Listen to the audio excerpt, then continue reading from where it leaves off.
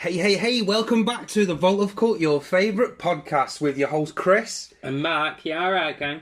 I'm alright, yeah. Hope everyone in listenership land and viewership land now. And viewership land, because you can see us on the YouTube now. We're on YouTube now, guys. Yeah, I'm sure many of you will know, because that's how you're interacting with this now. Exactly. Yes. So yeah, guys, we're now on YouTube. It is only the audio for now, but you know, But watch this space. Watch this space. Literally watch it. Literally. Yeah. So yeah, to find us on the old YouTube, you need to search for @the Vault of Cult, all one word, and literally you'll find us. I found it eventually anyway by just putting the Vault of Cult, and there's a couple of podcasts. There's another man who does something called the Vault. We're not that one. No. Do you know what I mean? And there's another one. The Vault Cult, it's called. Yeah, the Vault Cult. It's not the same. It's not us. And there's another one that looks like a lady does it. It says that's called From the Vault. That's not us either. Not us either, because we're the Vault of Cult. We're the Vault of Cult. Search for us, you'll find us. We're there. It's the definite article. The Vault. The Vault of Cult, guys. The Vault of Cult. So yeah, thanks for joining us. Yes, it's nice to be back. I know. With all the breaks, like we don't half break you apart, but life is such. Life has got in the way. But here we are again, and we've got another spectacular show for you. And this is the season finale to season 3. This is the season finale for season 3. Like, it's been a long old season. It's been a long old season. About a year's long season. But it's fine. Yeah, it is fine. While we're here, what are we talking about today? Well, I'm sure many of us listeners have probably been thinking, I wonder when the fuck they're going to do something from this franchise. Even I do the show on... No, I know. But we are doing Indiana Jones and the Last Crusade. Interesting choice. Good choice. Good choice. Yeah. So shall we get into it? Shall we give our listeners exactly what they're wanting? An adventure with Indiana Jones. We're going to give them what they want, what they really, really want. Tizzy-gazay-ah. That's the one. So, Mark, let's do it. Last Crusade. Indiana Jones. And the Last Crusade, yeah. It's the third instalment of the Indiana Jones saga, such as it is now. There should have only been 3, but here we are. Here we are. We'll get on to the rounding off of the trilogy, which everyone thought was always just going to be a trilogy. And it should have stayed that way. And should have stayed that way. Spoiler, but that's how we feel about those other 2. Just getting it out there. Yeah. I think that's everyone's opinion. Got to be the consensus, hasn't it? It is the consensus. Anyway, but this one came out on the 24th of May, 1989. It's just a bit older than I am. Yeah. Bit older than I am. So it's 35 years old, is this film now. Directed, of course, by Steven Spielberg. Yeah. Executively produced by Mr. George Lucas. Yes. No less. Same as all of them. Like, how much did it make worldwide? How much did it make worldwide? Well, it had a budget of 48 million. Which is a chunk of change. Yes, it's a chunk of money. Especially for back then. Yeah. Like, do you know what I mean? Films were starting to get more and more expensive, particularly as the 80s were going on anyway. And just a few years later, films were costing 100 million. No. So now we would look at that and say modest, very modest. Yeah. As a matter of fact, nowadays we'd look at that and go cheap. Cheap as fuck. That's an indie film nowadays. Yeah, I agree. Do you know what I mean? Yeah. But, you know, inflation she's inflating, so, like... Well, in today's money, that's $100 million that's a lot. It's bare peas. Peas. Do you know what I mean? But for back then, it was. Now it made 474.2 million. It's a smash hit, isn't it, really? Like, backing the truck up. No, I know, it is a dump truck worth it really is, absolute fucking bare peas, once again. Bare peas. Heinz peas. Right, and I have got the breakdown. Of that 474, it made 197 million domestic and 277 million internationally. It's good money, though. Yes. Good business. It is. It's very good money. I think it was, and I think because... the anticipation for it. Yeah, because, and I think we'll be discussing it at length, the temple being a bit of a wobble But critically and at the time, bit of a wobble for him. Regardless of how we feel about it as a film, bit of a wobble. So it was a step down from Raiders. So people sort of were thinking to himself, "Oh, I really want to see this one," because it's not like Temple were a bad film. Do you know what I mean? But they wanted more. Mrs. Spielberg, by the way, yeah, and Short Round. Yeah. And Short Round as a character in that world. Do you know what I mean? You don't cheat, you don't lie. You cheat, you lie. Yeah, with that, you don't lie. No. I mean, we still quote that all the time. We do, you cheat, you lie. Yeah, it is funny. It is funny. But wobble of an Indiana Jones film. Nowadays, compared to the other two that came after this, it looks like a fucking masterpiece. but is it, wobble, though? No. We'll get into that. But yeah, so this one, big anticipation after it, and it made big money. Big money. Big money. Big hit. And you, very big hit. Runtime, 128 minutes. Oh, God. Do you know what? Those 8 minutes are all credits. So 2 hours, bang. 2 hours. Lovely. 2 hours. And I know it got a lot of criticism around the time of release for its pacing. Don't see it. Don't see it. Don't see it. Don't see it. We'll come into that, but I cannot see it at all. So, like you say, directed by Steven Spielberg. Was. Obviously, he's a superstar director. Jaws, Jurassic Park, E.T. Story was by George Lucas and Mino Meyers, who everyone knows who George Lucas is, Star Wars man. But Mino Meyers had a dabble in The Colour Purple. Ricochet, which is a early 90s Never seen it. Denzel Washington piece. Never seen Action crime kind of thing. Sounds fun. Lionheart, and I thought, I don't know, are you... Lionheart, yeah. He had dabbled. He dabbled in that. Yeah, I know that. Produced by, obviously, Paramount Pictures. Lucasfilm. It's a Lucasfilm production. But a gentleman called Robert Watts, he was classed as the guy who got the job done. He had a dabble with producing Empire Strikes Back, Jedi, and a film our listeners will be familiar with, Who Framed Roger Rabbit. Yes. Good point. See how Good this point. is what connections. I know, Connections, Christine. It's always the same with this connection. Screenplay by a guy called Jeffrey Boehm, who wrote the screenplay for Lost Boys. Eventually, he wrote this screenplay. We'll come to it. Yeah, we will. Come to it. And In a Space, which I've got a really big soft spot for. Dennis Quaid. Never seen it. Martin Short. Never seen it. Oh, Mark. I'm sorry, In a Space? I've never seen In a Space. Spielberg produced that film. Yeah. It's a film about a man who gets shrunk really tiny to go inside another person. Oh, okay. And it's great. It's great. Chris's top tip reviews. Watch it. It's great. Yeah. That's going on the TikTok. Yeah, that's going on TikTok. Watch that, but watch out for that, gang, by the way. And again, they're coming soon. I just wanted to note the cinematography was by a guy called Douglas Slocum, super famous cinematographer. Okay. He did the cinematography for his list is ridiculous. I just thought I'd pick a couple of these out for people that I'd recognise. The Original Italian Job. Oh, great film. Rollerball. Have you ever seen Rollerball? No. James Caan thing from like the really late 70s. Okay, futuristic. No, never seen it. Interesting film. And he did the cinematographer for Raiders. Well, yeah. And Temple. Kind of shows. Yeah. Music by the maestro John Williams. Yeah, well, he's got to do it. I mean, everyone knows, you know what I mean? Like, it's Superman, Star Wars. He's done all the great films.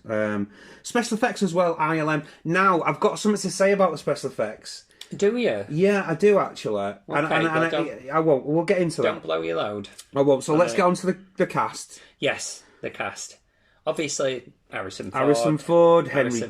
Henry Indiana Jones Jr. Yeah. Obviously, of Blade Runner, Star Wars. And also, I'm quite fond of him in the Jack Ryan films he did, Clear and Present Danger. Oh, I watched Clear and Present Danger like, literally 4 days ago. Great film.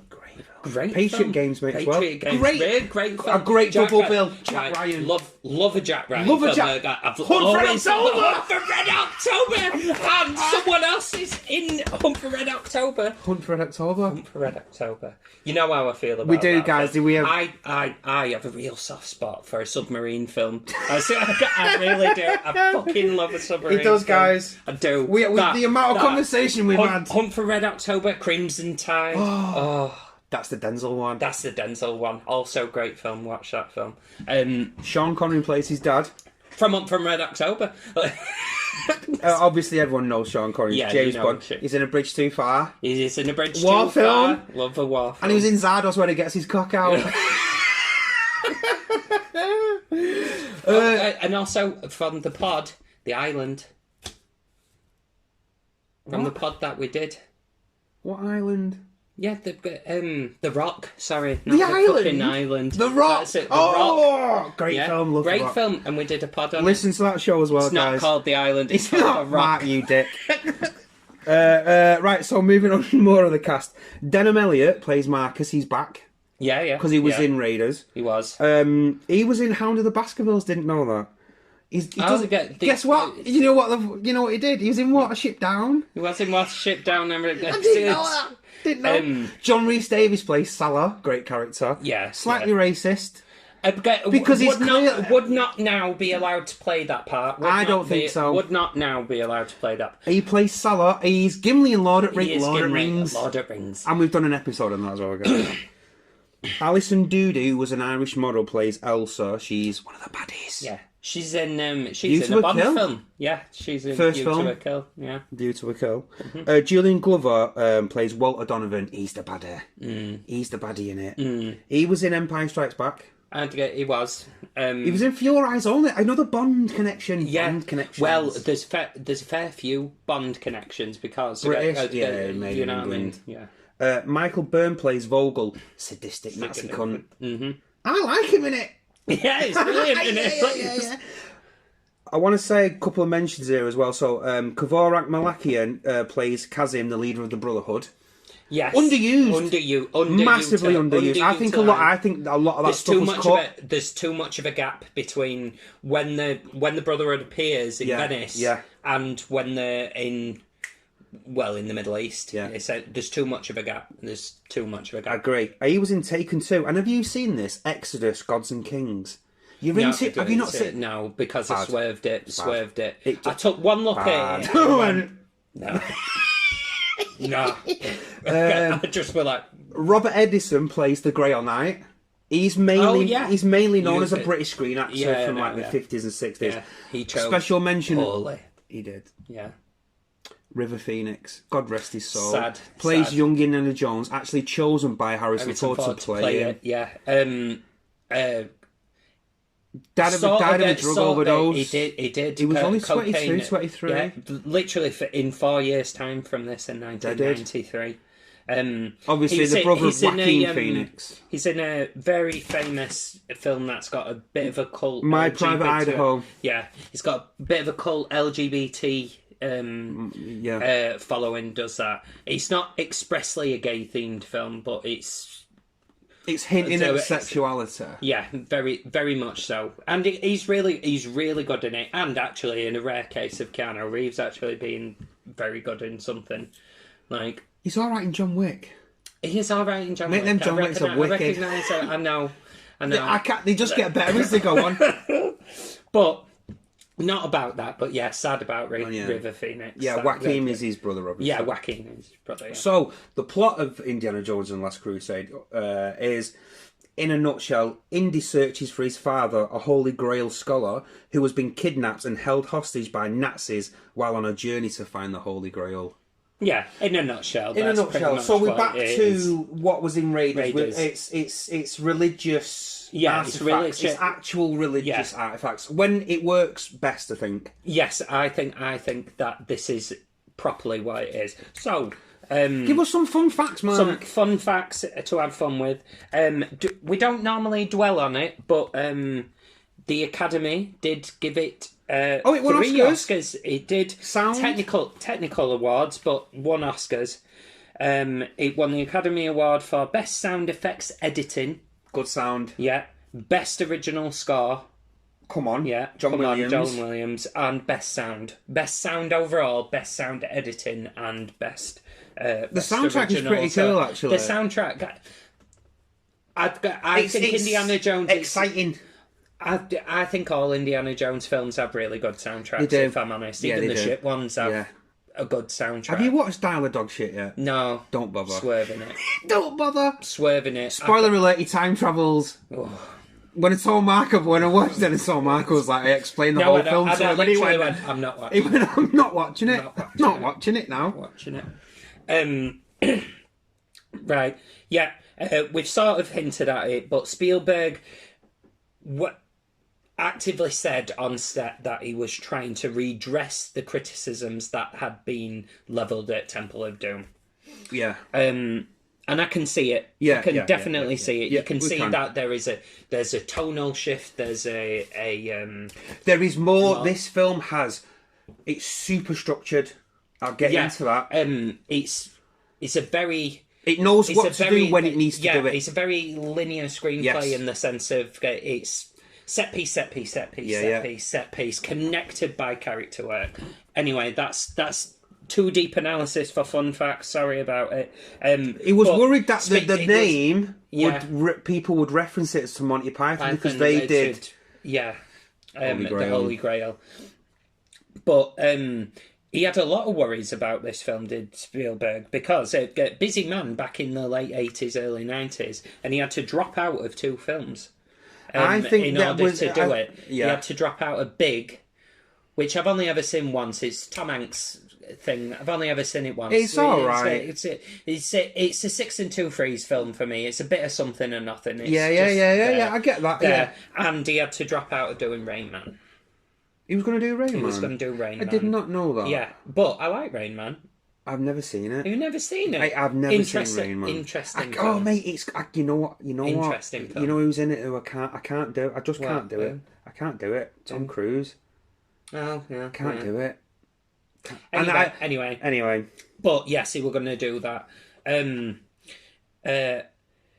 Initially, George Lucas wanted it to be a haunted mansion type thing. Yes, there was a ghost in the original draft. And the writer was a lady called Diane Thomas, who wrote a film that you made me watch, and I know we have a soft spot for, Romance in the Stone.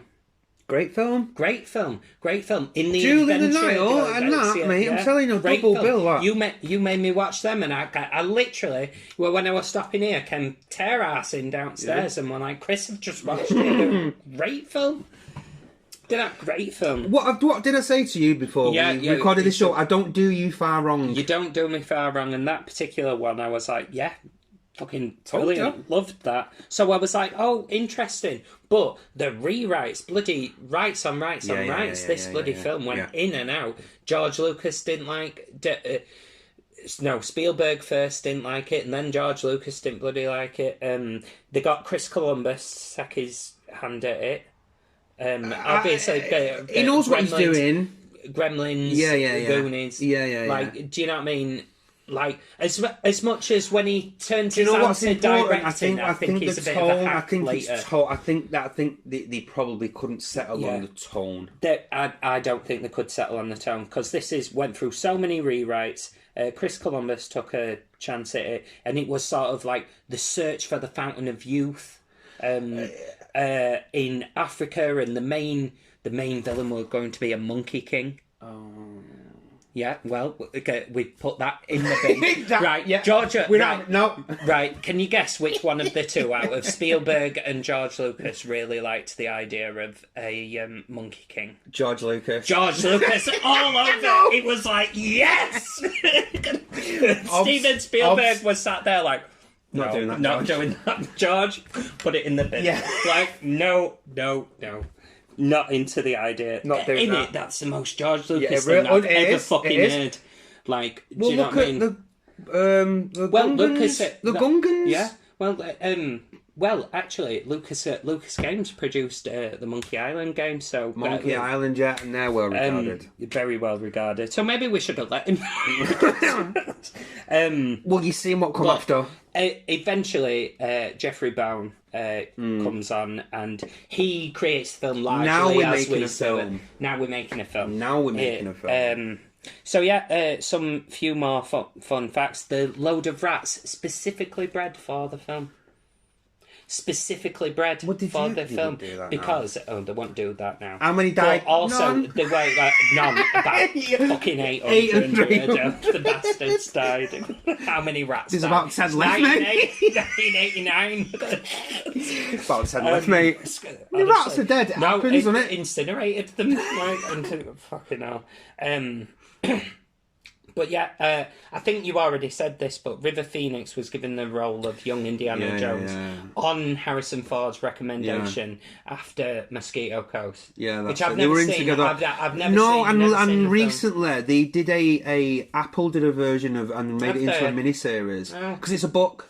Yes, it's a well-regarded book. I've never read it, but I know of both the book and the film, and I've never engaged with it. But I think I might. I think what I've read, the film takes a lot of liberties in terms of it's not really the book, but it takes its ideas and themes. Yeah, that's fair. That's very fair. Sean Connery was initially quite unenthusiastic. Well, he wasn't first choice either. He wasn't. We had to go. Gregory. Who were it? Who what first choice?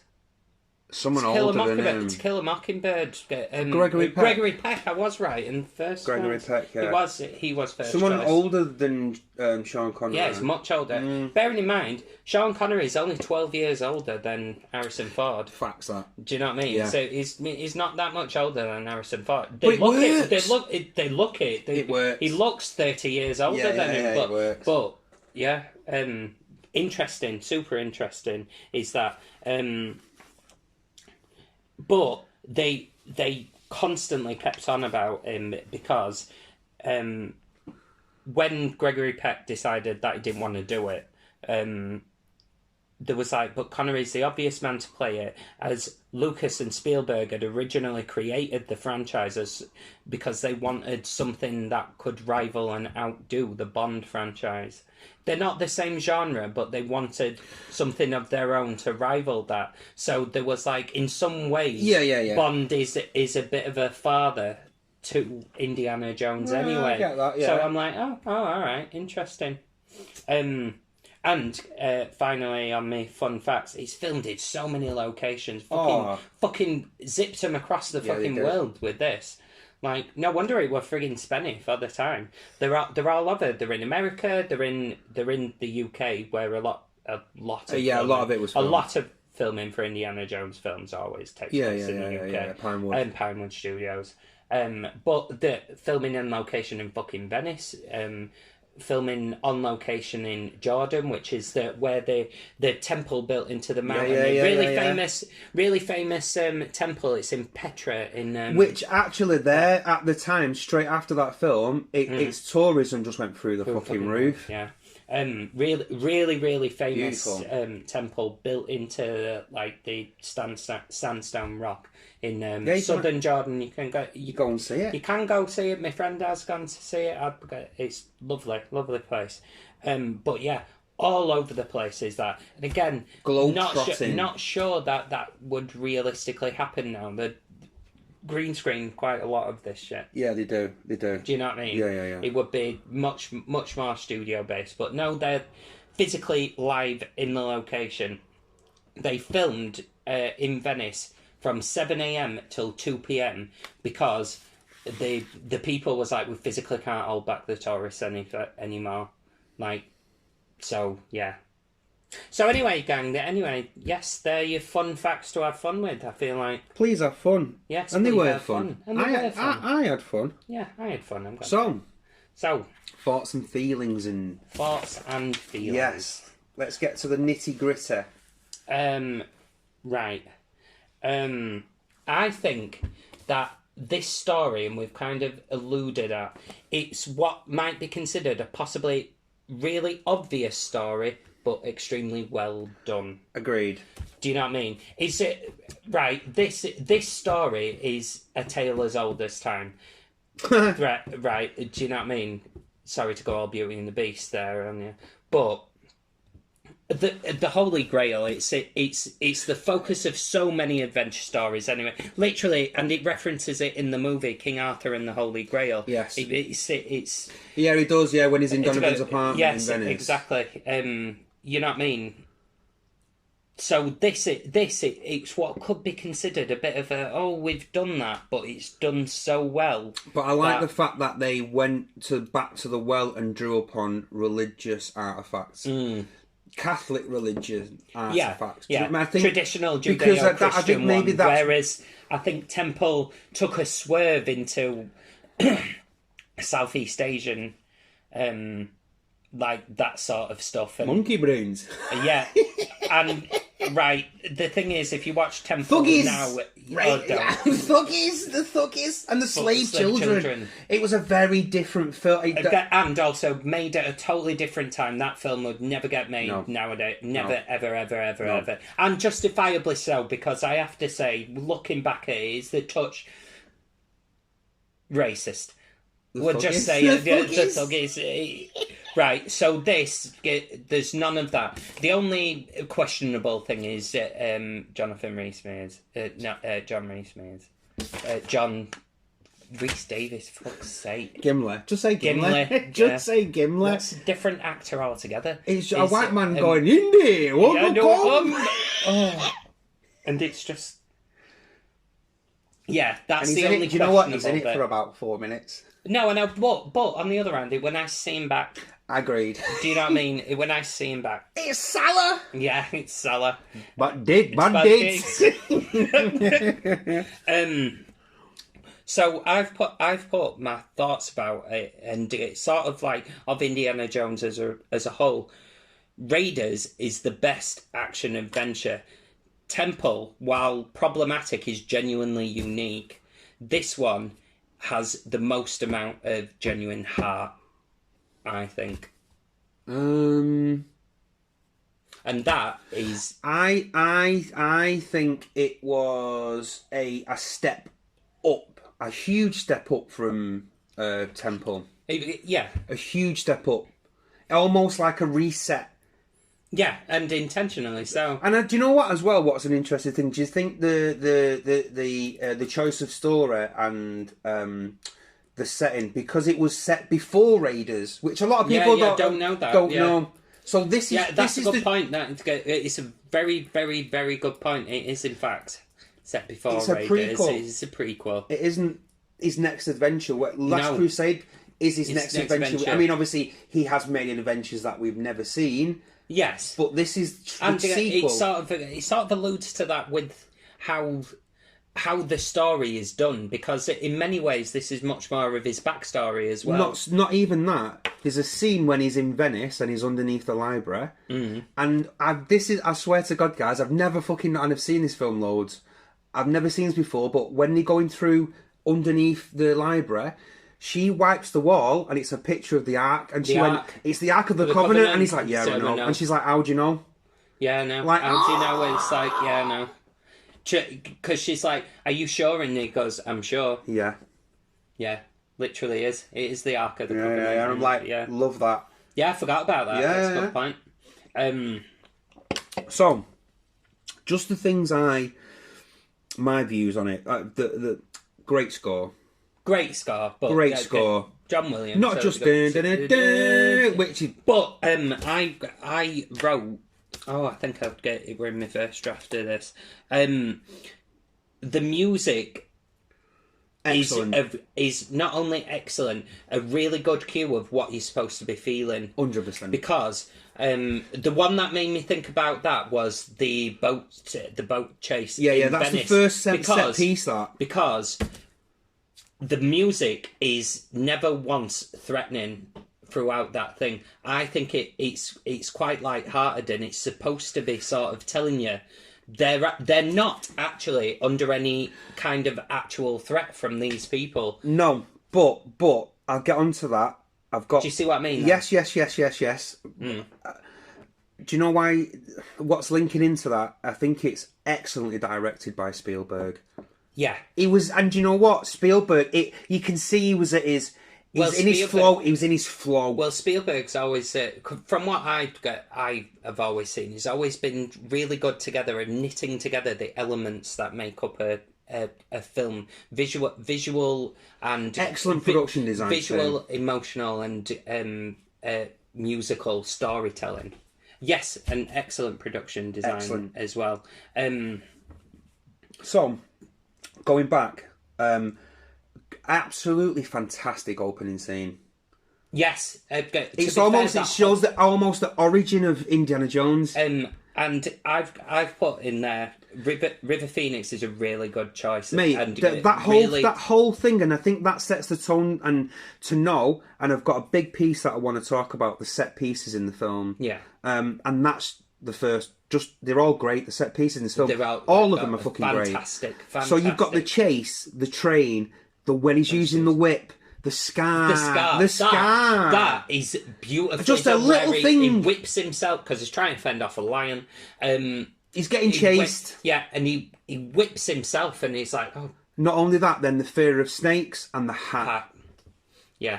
Literally. Excellent. Wonderful. 15-minute sequence, mate, that tells you it's the origin of Indiana Jones as a character. And again, I was going to get onto this, but I think that they don't never play him as the hero. No, because he kind of he fails upwards. Yeah. No, I think that's fair. I think that's very fair. And it's just a wonderfully done setup because it feels like an Indiana Jones adventure, because it is, but just because it's played by a younger person doing stuff that is of less stakes than what he would do as an adult, but it still feels like something young Indiana Jones would be doing. Yeah. And again, played really well by the first 15 minutes are great. And I like when it's done, it picks up immediately that story again as an adult. It's still after the Cross of Coronado. Yeah. Do you know how long I've been searching for that all my life? Yeah. All my life. And that great. Yeah, really, really, really good. Again, sets the tone for the many set pieces that come as the film progresses. It's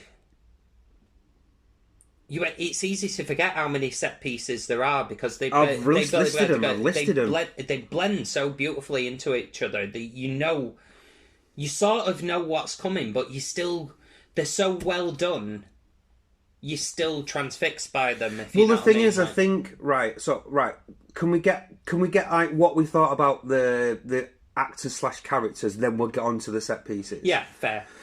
Right. So I think it sets up Elsa and that the baddies really well, as if I need your help. Yeah. And he's like, yeah, all right then. And then we are the bad guys. Yeah. I like that. Yeah, I like. He doesn't realise he's working for Nazis. No, he doesn't realise it. But we're given a slight hint when they're going through the, where they do the Ark of the Covenant bit. Yeah. Him and Elsa. Just before that, when he breaks through, it has a close shot of her. It does. And she has a smirk. Yeah. And when you watch it the first time, because obviously we've watched this film loads, so we know that she's gonna turn. Seen this. Right, seen it. But when you watch it for the first time, I think Spielberg wanted to make you doubt her, but also think to yourself, does she? Because the smirk is almost sultry as well. Yeah. So she's looking at him she's like, this man's clever. Is she trying to size him up, or does she want to shag him? Yeah, both. She does. She does. She does both, and she does both. Really, really good, subtle piece of just visual storytelling with a really good acting moment. It's nice that you picked that up, mate. Yeah, I really, really like that. Sean Connery's excellent in it. I've put, except for Bond, this is my favourite piece of Sean Connery. The dynamic between them two is stunning. Excellent. It's excellent. At the end of the film, near the end of the film, the beginning of the third act of the film, when the tank has fallen, spoilers, tank's fallen off. Yeah, and he's like, he's dead. And you think, right, he's gone over the cliff. He's not hysterical, but you can tell that man is truly not devastated. Yeah. He's like, I would have only needed 5 minutes. Yeah. 5 minutes. Yeah. Do you know what I mean? Yeah. And then when he sees him, the elation on his face, that's proper acting. Yeah. He's like his son's alive. He pulls it back almost immediately, and he's like, "Oh, come on, we're going now. Come on, we're going." Yeah. But that I'm like, beautiful piece of acting from Mr. Connery there. Like, great actor, but he hits women. Great actor, but he will give him a backhander, won't he?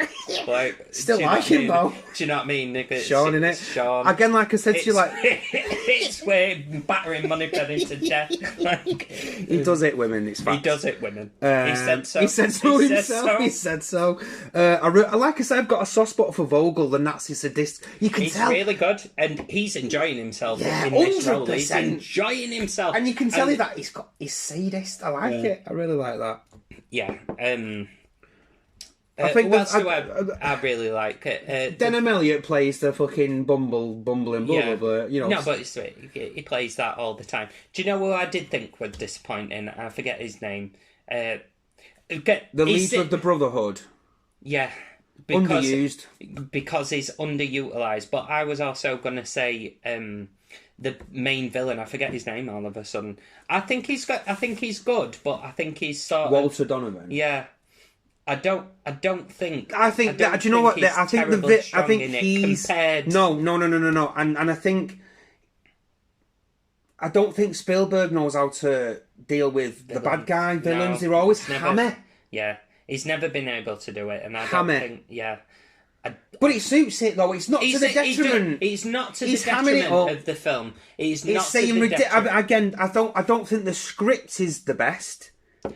I know, but George Lucas has had his hands on it. Says enough. Right. Thing is, with George Lucas and this stuff, George Lucas is a hit and miss writer and also a hit and miss director. But what I'll always go to bat for George Lucas is that he has a very... As a producer of things and as a creator of a world, the man's sort of like second to none. Like the production values of this film. No one's ever looked at a George Lucas thing and gone, "That's produced shit, isn't it?" Yeah. No one's ever done that. It's never been said. Even his earlier films, you know, like American Graffiti and stuff, they're well regarded. The problem is... all I'm saying is he's had his hands on the fucking script, so it's going to be... And you know how I can tell? Because the plot is constantly being explained to us. Yeah. What do you always say? Show us, don't tell us. But they're constantly telling us. The exposition is... I think thick. It's thick. We're wading. Yeah, we're wading through it. Like, I can't swim a minute. I can't swim. Drowning in exposition. But I don't mind so much because it's necessary exposition in a way. You could tighten it a little bit, but I think it would be it's very nitpicky to say that this is a negative in this particular film. Do you get what I mean? Yeah, but still, it's a bit much. And I was writing that point. I was thinking of you going. He wants us. Don't tell us. Don't tell me. Like the first half an hour, it's just bang bang bang. Like it is. We're gonna. This is. It is. I'm telling you. It is expository central. It really is. But. I think, but I do think it handles the father and son dynamic. I think it handles that fantastically, really which well. Is why they're trying to find each other's approval, basically. I think that's why I think this is the Indiana Jones film with the most heart because it really explores that dynamic. And like to me, this is a duo piece. So while the other films is two-hander, whereas other Indiana Jones films are a central figure with important supporting characters. I don't think if we were nominating Connery for say an Oscar, I couldn't quite consciously say that he was just totally a supporting role. Mate, I mean, he is. We've had conversations before, specifically Connery. The guy's got range, mate. Huge range. You know, people go, it's Bond, and he's always going to be Bond. But that's one of the reasons why you were reluctant to do this, because he's like, I don't want to be in franchise films because it put me in a box. I'm glad he did. Yeah, I'm really glad he did because he's fantastic in this. Yeah. He's nothing. Thing is, people who never really watch Sean Connery don't realise his actual range, and they immediately think of Bond, so they think he's going to be Bond-like. Nothing like a Bond. In the 70s, mate, he made a series of really gritty, hard-hitting, serious drama films. Great. No, I know you've told me about loads of them. I haven't watched a lot of them, but great. When people deep dive in his filmography, mate, he's done a lot of shit, and he's done a lot of paying the bills films, and but who wasn't, you know what I mean? Exactly. Who wasn't for a man, an actor of his caliber at the time. Everyone's done that, but it's a real testament to his acting that he really meets the energy of Harrison Ford. Yeah, and it's great to see that dynamic that Harrison Ford as the character Indiana. You know, that we haven't seen anything like that before. Do you know what I mean? Nothing. And it also speaks to how good of an actor Harrison Ford is, really, as well. He's an arsehole, but he's a great actor. He's a great actor, and he immediately, the dynamic he's got with Connery, it's fully believable. They are 100%. Father and son. It's fully believable. Yeah. And I think that's the shining light on the script itself. I think it's the centre. It's the core of the film. Yeah, it is. Like you say, of the film. It's the heart. It is the heart of the film. So moving on to the set pieces, which is basically what the meat of this thing is. Yeah. And like I say, excuse me, I've listed each, right, and I think so. The first real sequence is the Venice boat chase. Yeah. Right, and then you've got after the opening sequence. All right, but when it's Indy now, and then after that, the next big is the Nazi castle sequence / he's rescuing his dad. Yeah, and then you've got the escape from that, which is the bike chase. Then you've got it's not really necessarily a set piece, but the rally scene where he comes head to head with Mein Führer. Yeah. The dogfight. Yeah. So they're in the fucking Zeppelin, blah blah blah. And then you've got the tank chase, and then you've got the pathway to the Holy Grail with the boob traps. Right. So let's break them down just quickly. Each sequence there's an escalation to the danger. There is always an escalation until we're coming right at the end when you're in the temple where it is literally life or death. But each sequence itself, the boat chase.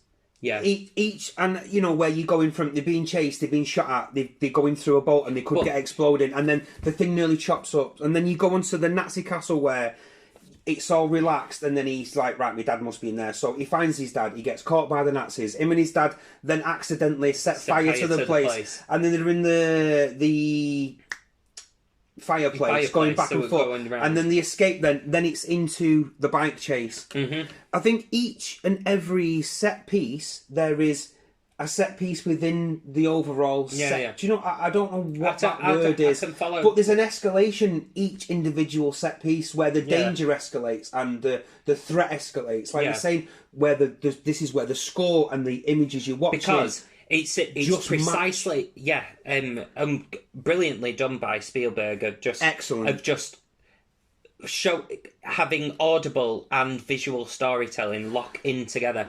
Again, the sequence where they're in the Zeppelin and then they escape on the plane and then there's a dogfight and then they get shot down, then they nick a car and then they get a bomb dropped on them. Do you know what I mean? It's gone from bad to worse. But they still scrape out of it.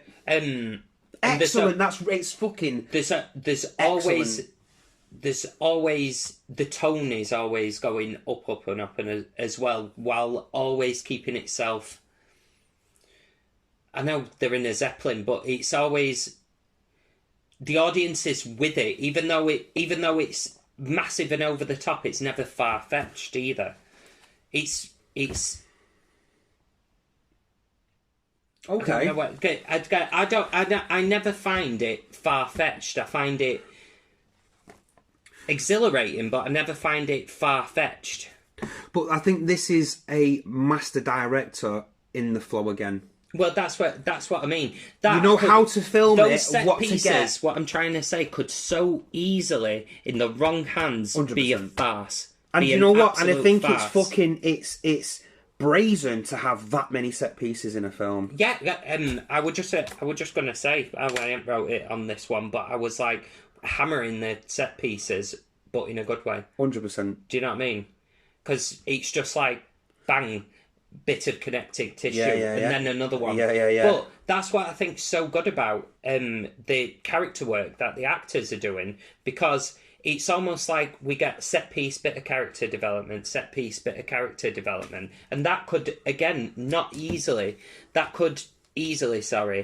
flow properly. Yeah. Do you know what I mean? Where it could seem like a very disjointed movie, but it doesn't come across as not a at all. disjointed movie at all. It's super cohesive. Yeah, all the way through, and it makes sense. Once again, it doesn't and all of it seem he's doing is far-fetched. aiming, and all them set pieces there, like you're saying with the characters, we're moving. There's momentum. There's momentum. Once you get past the first half an hour, when it stops telling me everything about the fucking plot, bang, we're moving now.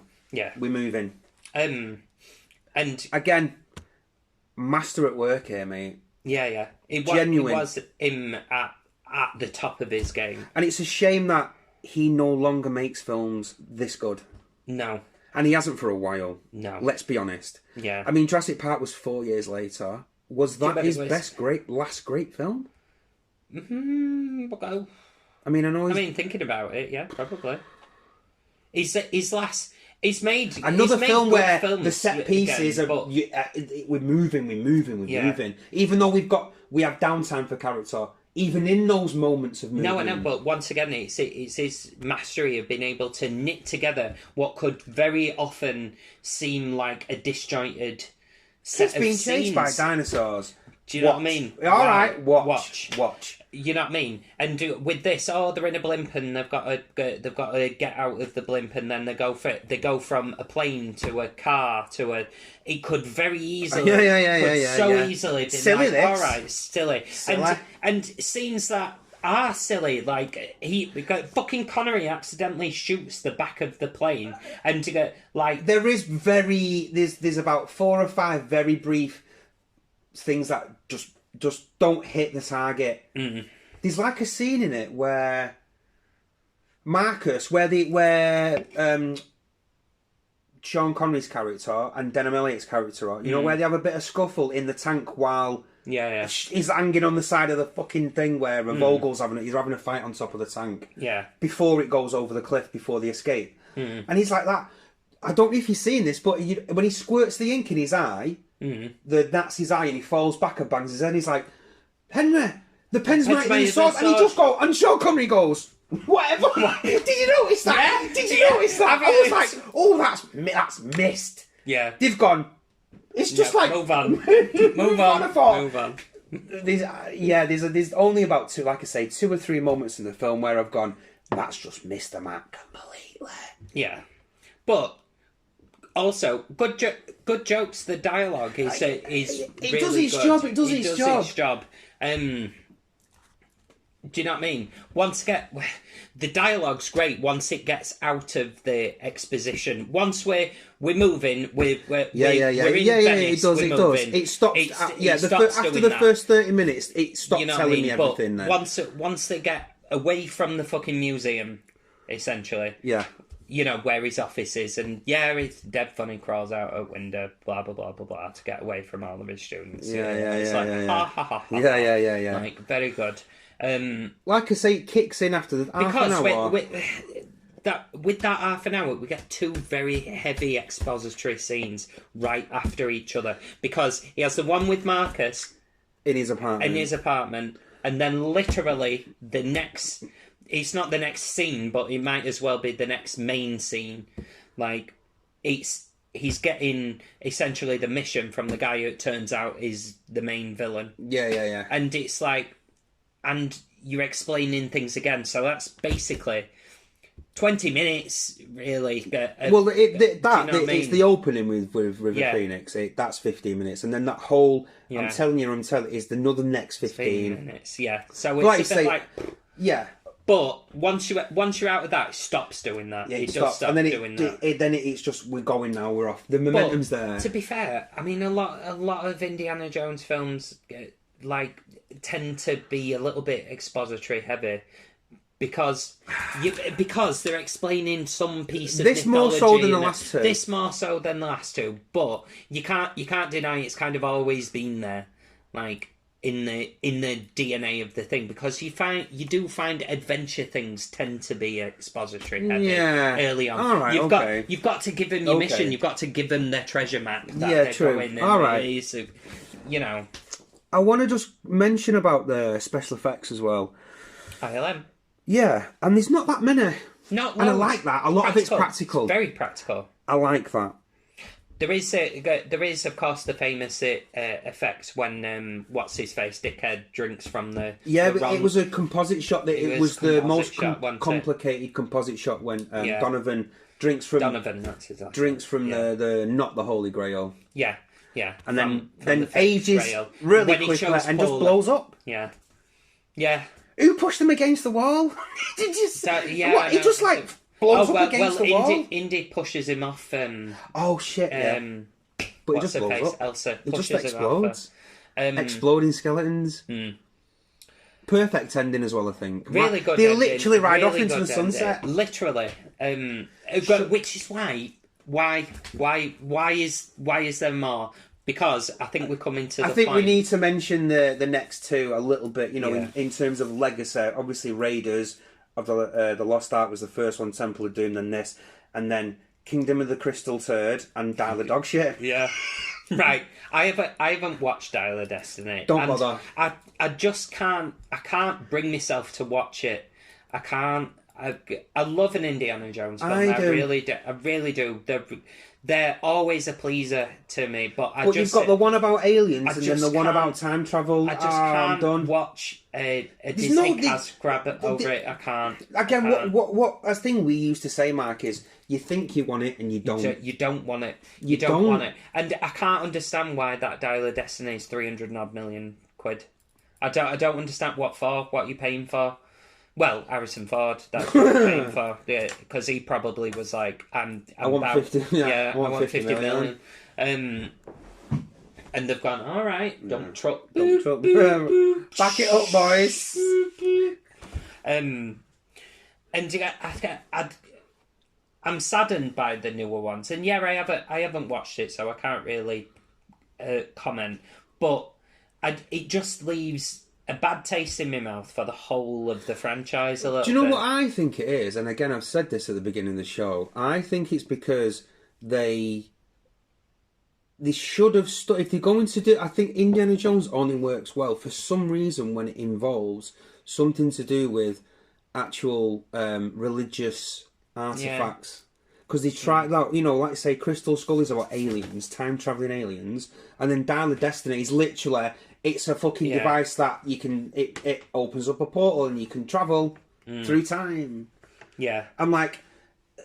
For me, they should have gone down... I'm a MacGuffin again, where it's... Another... Like, whether it's the Spear of Destiny, because that was... rumoured to be Crystal Skull. It would have all fit sense. Together. You've got the Ark of the Covenant. You've got the Holy Grail. Yeah. And the Spear, Jesus. The Holy Lance. It's called. Or even the Crown of Thorns. Something. Do you know what I mean? Something. Or a bit of the cross. Something. Yeah, a bit of the true cross. But not about time travelling aliens or a device where you can time travel. No, they've mentioned time travel twice now. And Indiana Jones had a lot of supernatural elements, but that had to do with religious things. Yeah, so that's kind of, you can go with that. The aliens thing, it put a bad taste in everyone's mouth. Everyone were like, what's that? Shite. But I don't know. The problem is, right, that Indiana Jones become a brand. He did become a brand. It become... a merchandiser's dream. The amount of games that was made. Yeah. The amount of games that were made. Yeah. And even some of them are critically acclaimed, and a lot of them are dog shit. And I want to talk just for 1 second. Speaking of games, an Uncharted game, very, very. Again, acclaimed game. Influential. Is the spiritual successor to this sort of thing. Tomb Raider. Tomb Raider. Literally, they're from Indiana Jones. Yeah. And so it does have a great legacy, but I just wish it were 3 and just again the ending, riding off into the sunset. Perfect The end. ending. And I just wish that Hollywood studios would learn the lesson of when something's done, it's done. Don't go back to it just because it's a franchise. You need to go back to it when you've got a new story to tell. Something. And do you know what's a shame, right? I touching on your point, it's defo in the list of these film series where it's normally a good first one.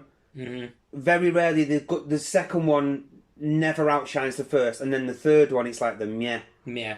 But saying that, I think it can stand head and shoulders against Captain America: Civil War as the third film. Yes, I agree. Jedi. Yeah. Die Hard with a Vengeance. Yeah. Fucking great film. Fucking great film. Return at King. Right. Toy Story 3. Yeah. And I know this is not your thing, but A Nightmare on Elm Street Part 3. Probably the best one. All right. I'd go, while you're on about best one, I think this one might be the best Indiana Jones I film. think this is the best. All the elements have come together. It is the best Indiana Jones film. Yeah. So, I think, right, why don't you go? Right, so... like I said to you before we started recording, I'm in two minds of what score to give it. Now, I can definitely justify both. I was toying between an 8 or a 9. I'm toying between 9. I know you fucking were. I fucking knew you were. Yeah. Right. Do you know what? I'm gonna go for it because it is the best Indiana Jones film, and because it's masterfully directed. Yeah. And I love how for an hour and a half, it's an escalation of set pieces that just constantly push the story and character along. Yeah. I've got to give it a 9. It is the best Indiana Jones film. I think so. And it's got it all. If you want to watch an Indiana Jones film, watch this one. Right. I initially, you can see it here, Chris. Oh, okay. He actually wrote an 8. He's wrote an 8. But I think you're right. I do think you're right.